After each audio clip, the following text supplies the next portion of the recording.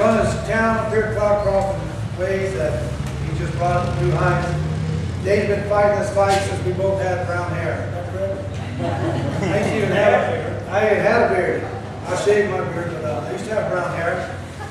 And when I first met David in the early 90s, he'd been fighting this fight. And David, I want you to say a few words. And it's been a long road, but guess what? Just today's the day. David.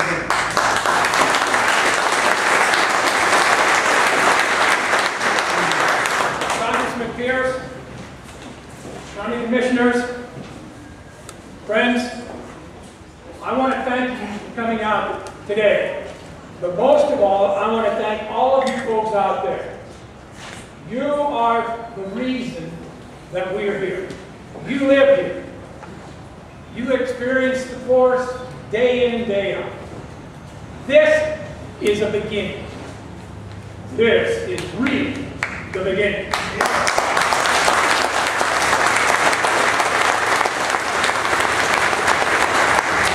Too many times in the past, we thought this was the end. Floods, watershed, bugs, but most importantly, catastrophic fire. How many times have we heard that it is another catastrophic fire? Loss of industry, loss of jobs. Over the last 20 years, our forest has changed, and it hasn't changed for the best. It took guidance, leadership. It's going to take guidance and leadership to get this forest back to where it is supposed to be. Something that provides jobs, security, watershed management, and some place that we can enjoy.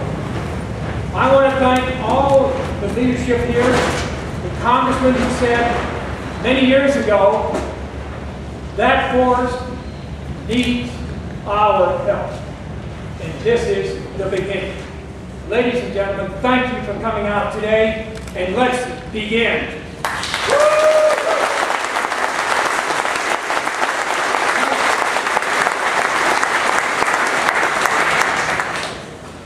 We're going to step off the stage here. We're not allowed to be in the presence of this next speaker. I'm just kidding. He's a fellow pastor. So I guess, I can tease him a little bit. And I can say I've stood in his shoes. Mike, come on up here.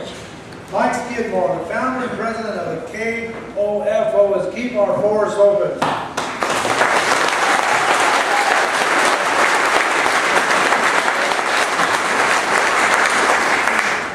Mike is the president and the founder of Keep Our Forests Open.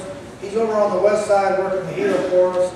And I think you're going to find this guy a very interesting guy. I know I did. There you go. Thank you, Ron. Don't run off just yet here. We've got, on behalf of Keep Our Forest Open, we want to present you with an honorary shirt. Wow. And you can wear that if you want to.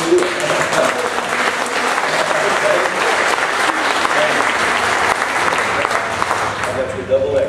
Same size. And also, we want to ask Congressman Pierce to come up. We have an honorary shirt for him as well.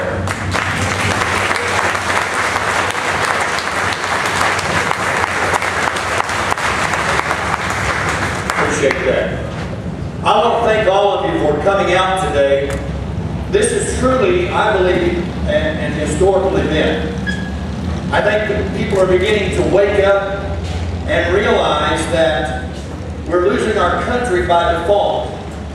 That is, when we don't do anything, we stand to lose everything. And so I want to thank, first of all, before I get into the rest of what I want to say today, I want to thank the Otero County Commission for the hard work they've done. They have stepped out and taken the lead, and they deserve our support.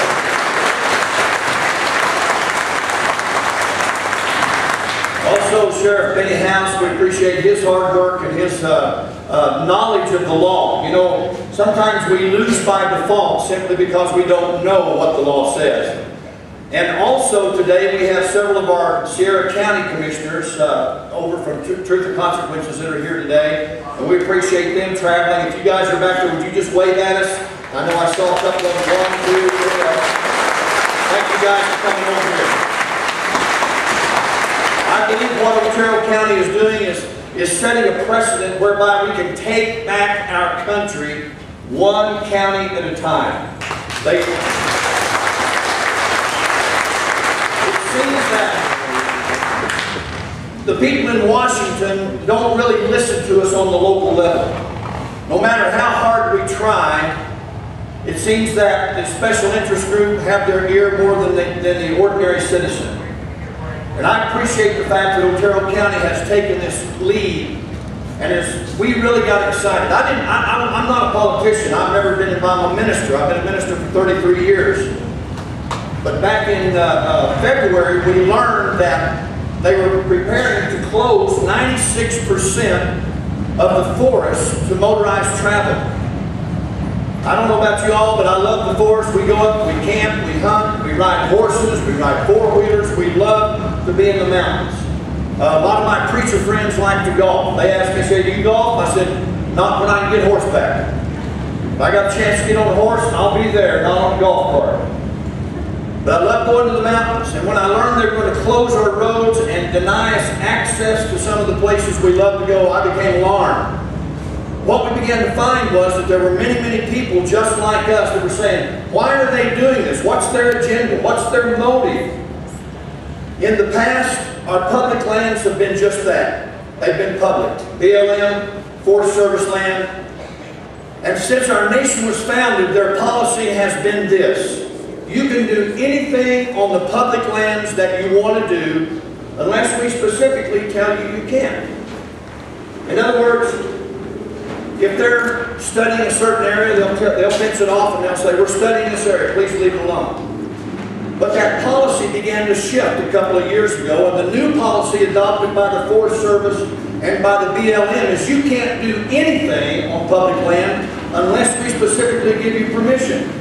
It's a 180% reversal. And I don't know about you all, but it made me mad. This is America. We're in freedom.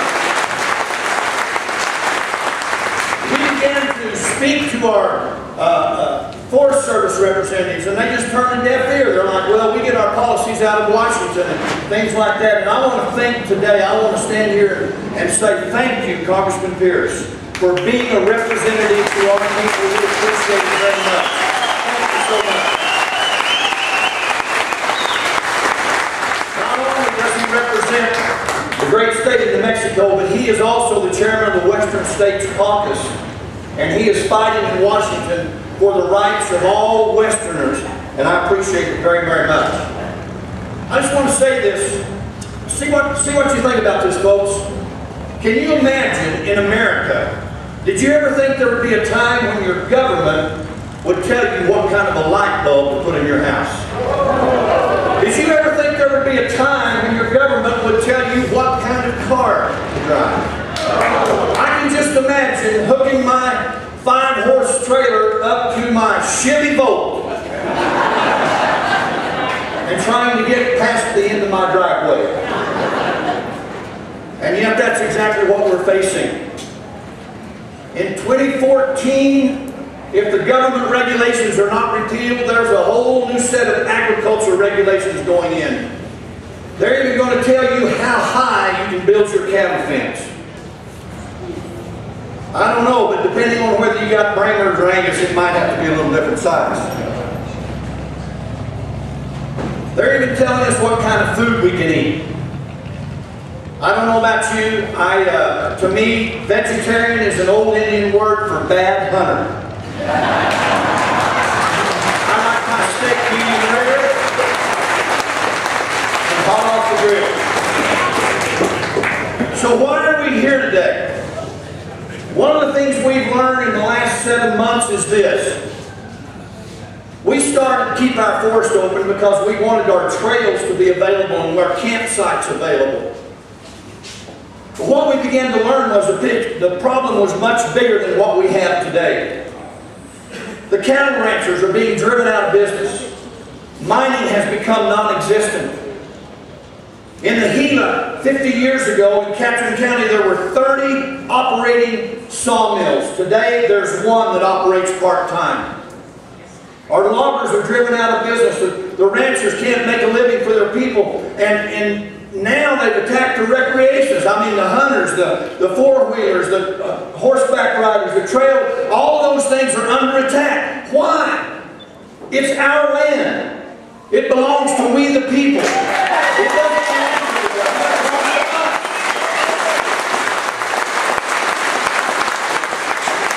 I hear people say, that's government land. Well, who is the government? You and I are. We are the government. The problem is that others have begun to influence the Forest Service, BLM. And let me tell you something. We have, the environmentalists are hurting us. In their desire to protect the environment, protect the endangered species, they're doing exactly the opposite. Now I know I'm limited time, so let me hurry up and get done here. Last summer, how many of you watched on the news the fires that burned in Arizona? The Rodale, Chinevsky, and the Wall of Fires burned 900,000 acres of forest land. That boggles my mind. I can't even think that big, hardly. 900,000 acres. Why did it burn? Because they wouldn't let them log it. Because they wouldn't let them get into it. That's why it burned. Now, not only did 900,000 acres burn, but listen, there was more pollutants released into the atmosphere than in the last 65 years of Arizona's history. In 4 months, more air pollution was done than in 60 years. On top of the 900,000 acres of trees that burned, there were 3.5 million forest animals that died. Many of those are on the endangered species list. On top of that, the watershed was polluted. The ash and the silt and everything that ran in, it will take 2 to 5 years for the watershed to recover, and the water, the endangered fish and things that are in those rivers are dying and floating to the top, belly up. The very things the environmentalists claim to want to protect are the very things that were destroyed. Why? Because of mismanagement, unscientific data. Listen, those of us that live on the land and work the land and know the land are better managers than those who live in Washington, D.C.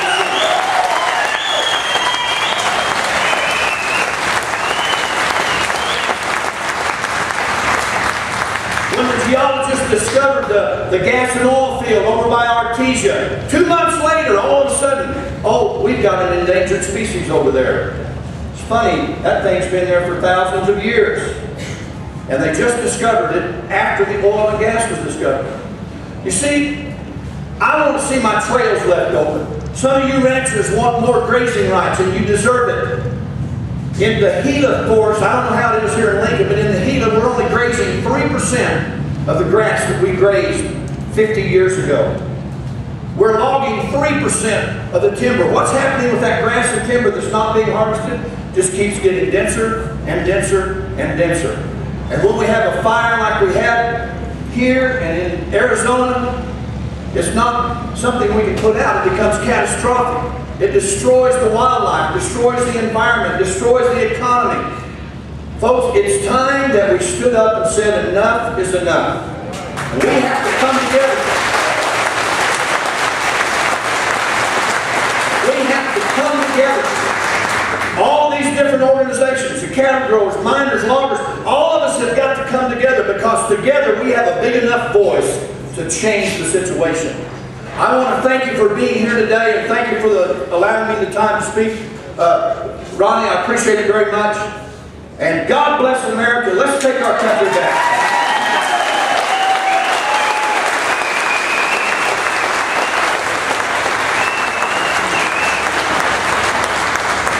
I'm Richie Michael, the pastor. Mike, you're great. Howard, come on up here a minute. Howard Hutchins has been asked by Karen Gallo of the Cattle Growers Association to come up and remind us that we're not alone. We got a lot of people out there. Most of y'all know Howard. He's going to say a few words.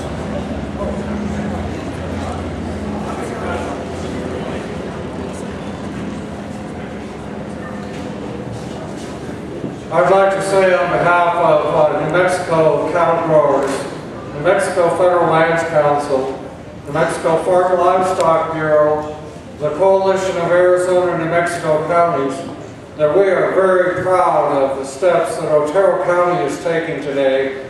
And like it was said earlier by the mayor, this is the beginning.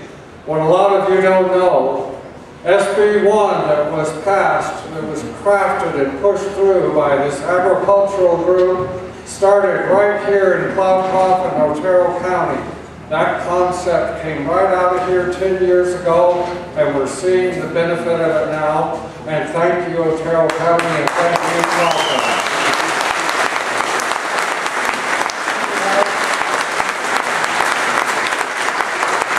Congressman Pierce up here on the stage. Law enforcement will need everybody to keep that area clear too in just a few minutes. Our next speaker, the last one before we introduce Congressman